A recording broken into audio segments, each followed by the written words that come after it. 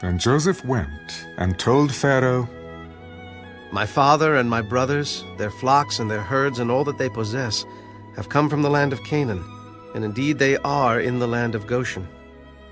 And he took 5 men from among his brothers and presented them to Pharaoh.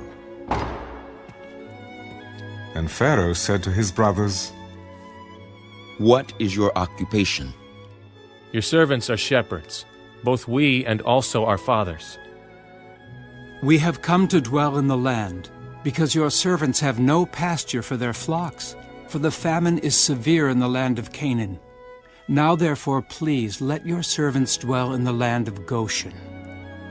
Then Pharaoh spoke to Joseph, Your father and your brothers have come to you. The land of Egypt is before you. Have your father and brothers dwell in the best of the land. Let them dwell in the land of Goshen.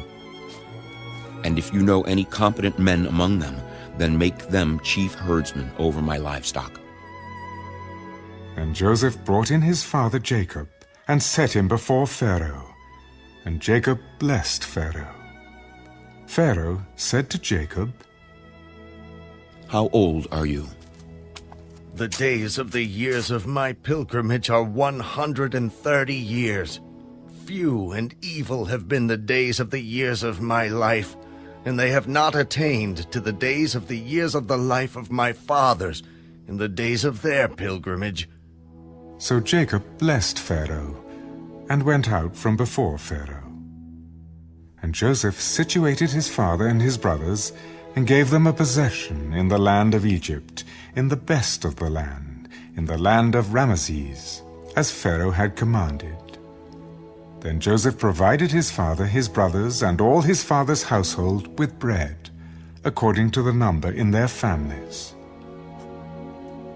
Now there was no bread in all the land, for the famine was very severe, so that the land of Egypt and the land of Canaan languished because of the famine. And Joseph gathered up all the money that was found in the land of Egypt and in the land of Canaan for the grain which they bought. And Joseph brought the money into Pharaoh's house. So when the money failed in the land of Egypt and in the land of Canaan, all the Egyptians came to Joseph. Give us bread, for why should we die in your presence? For the money has failed. Give your livestock, and I will give you bread for your livestock, if the money is gone. So they brought their livestock to Joseph, and Joseph gave them bread in exchange for the horses, the flocks, the cattle of the herds, and for the donkeys. Thus he fed them with bread in exchange for all their livestock that year. When that year had ended, they came to him the next year and said to him, We will not hide from my lord that our money is gone. My lord also has our herds of livestock. There is nothing left in the sight of my lord but our bodies and our lands. Why should we die before your eyes, both we and our land? Buy us and our land for bread, and we and our land will be servants of Pharaoh. Give us seed, that we may live and not die, that the land may not be desolate. Then Joseph bought all the land of Egypt for Pharaoh. For every man of the Egyptians sold his field, because the famine was severe upon them. So the land became Pharaoh's. And as for the people, he moved them into the cities, from one end of the borders of Egypt to the other end. Only the land of the priests he did not buy, for the priests had rations allotted to them by Pharaoh, and they ate their rations which Pharaoh gave them. Therefore they did not sell their lands.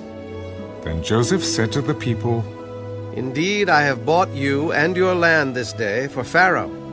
Look, here is seed for you, and you shall sow the land. And it shall come to pass in the harvest that you shall give 1/5 to Pharaoh. 4/5 shall be your own, as seed for the field and for your food, for those of your households, and as food for your little ones. You have saved our lives.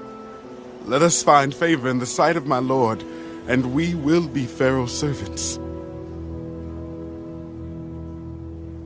And Joseph made it a law over the land of Egypt to this day that Pharaoh should have 1/5, except for the land of the priests only, which did not become Pharaoh's. So Israel dwelt in the land of Egypt, in the country of Goshen, and they had possessions there, and grew and multiplied exceedingly. And Jacob lived in the land of Egypt 17 years. So the length of Jacob's life was 147 years. When the time drew near that Israel must die, he called his son Joseph. Now, if I have found favor in your sight, please put your hand under my thigh and deal kindly and truly with me. Please do not bury me in Egypt, but let me lie with my fathers.